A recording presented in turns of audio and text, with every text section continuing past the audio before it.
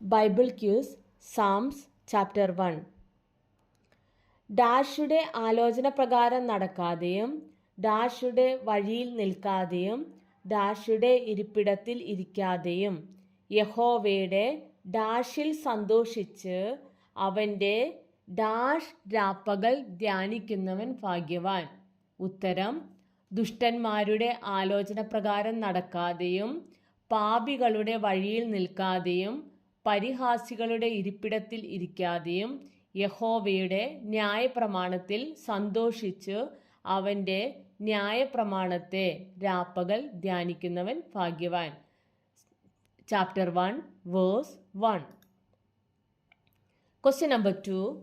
യഹോവയുടെ ന്യായപ്രമാണത്തിൽ സന്തോഷിച്ചു അവൻ്റെ ന്യായപ്രമാണത്തെ രാപ്പകൽ ധ്യാനിക്കുന്നവൻ ആര്?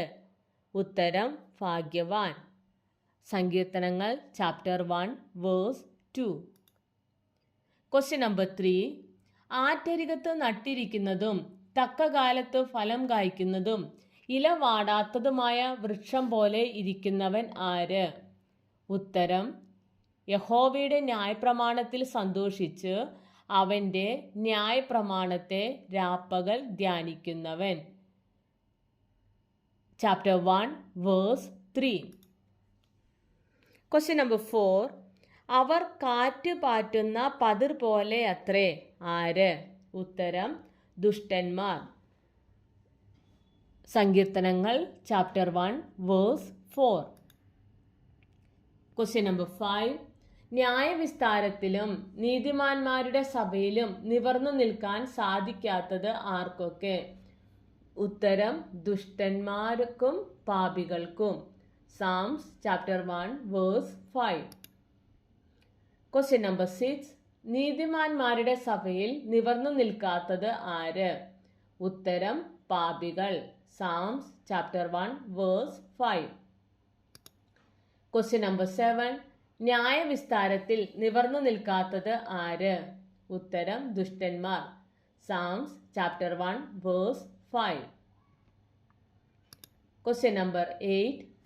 ദുഷ്ടന്മാരും പാപികളും നിവർന്നു നിൽക്കാത്തത് എവിടെ? ഉത്തരം: ന്യായവിസ്താരത്തിലും നീതിമാന്മാരുടെ സഭയിലും. Chapter 1 verse 5. Question number 9. നീതിമാന്മാരുടെ വഴി അറിയുന്നത് ആര്? ഉത്തരം: യഹോവ. Chapter 1 verse 6.